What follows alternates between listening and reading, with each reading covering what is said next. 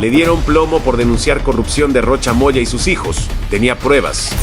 No, esto se descubrió en torno a un estudio muy profundo. Fueron meses de estudio donde se tiene toda la documentación. O sea, es toda una trama de delincuencia organizada. Completamente. Desde el poder del gobierno. Y estos sí son delincuencia organizada.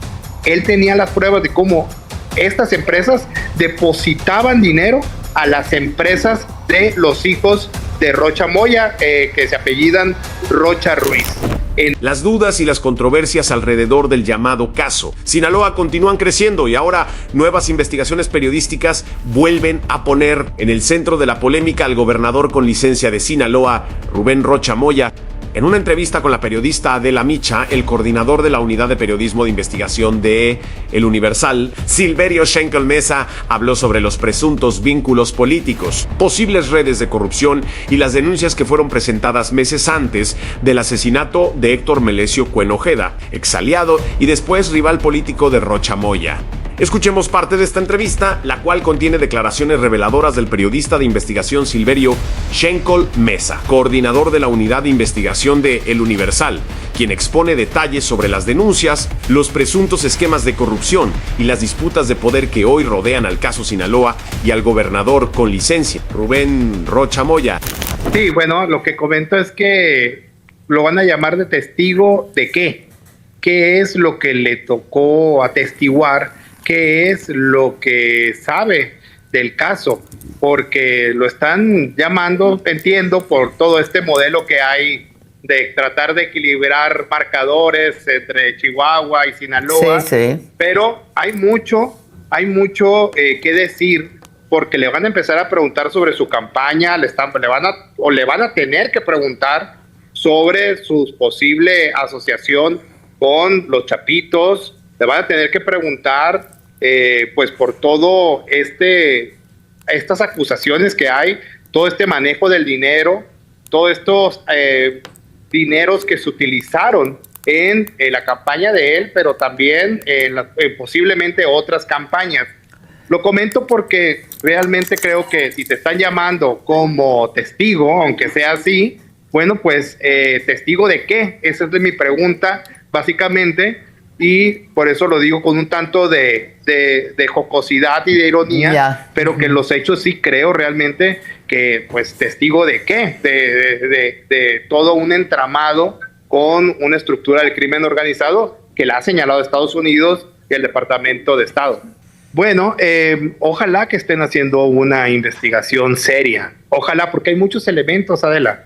Hay muchísimos elementos. Yo acabo de publicar en El Universal que desde de noviembre de 2023, enero de 2024, Héctor Melesio Cuen Ojeda, que terminaron, como sabes, asesinando en la misma finca donde secuestraron al Mayo Zambada, había denunciado allí con documentos que había interpuesto denuncias contra los hijos de Rubén Rocha Moya y contra Rocha Moya por un presunto esquema de corrupción en obra pública, donde dijo Melesio Cuen y enseñó algunos acuses de recibo de las denuncias que había un esquema de carrusel donde ganaban 5 o 6 empresas y él tenía las pruebas de cómo estas empresas depositaban dinero a las empresas de los hijos de Rocha Moya, que se apellidan Rocha Ruiz.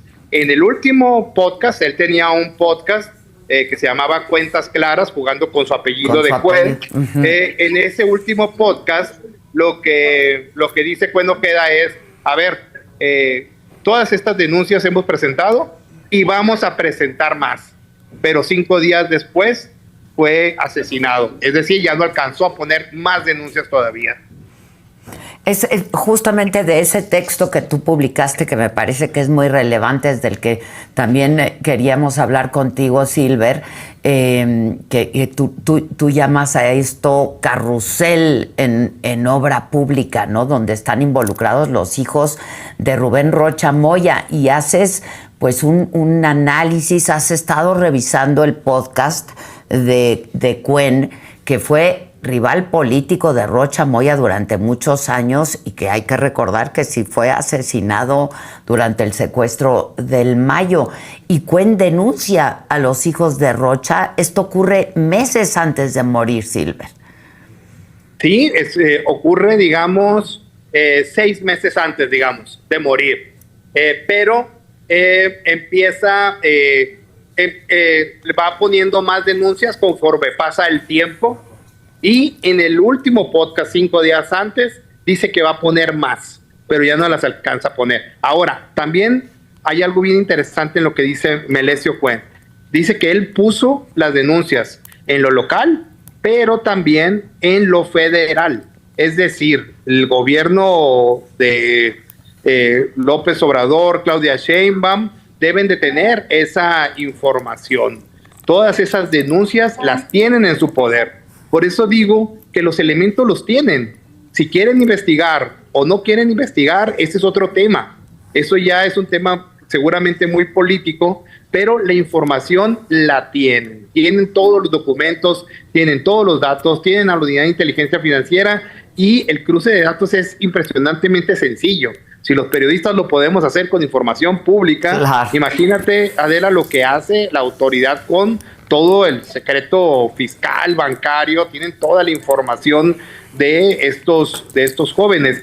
Es un hecho, ya hay elementos que nos indican que estos jóvenes, los hijos de Rubén Rocha, bueno, ya maduros, tienen propiedades de altísimo valor que no corresponden con su historial de estilo de vida. Y eso, pues es muy fácil de encontrar si lo quieren encontrar. Los dos llegaron a tener un busto en el ayuntamiento de Badiraguato como hombres distinguidos, como personajes distinguidos.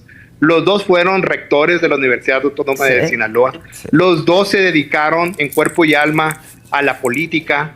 Los dos vienen de movimientos estudiantiles de una manera u otra. Los dos vienen de movimientos estudiantiles. Y pues Sinaloa no es tan grande. Y pues además que su vida la hicieron en Culiacán. Culiacán no es tan grande como para no conocerse.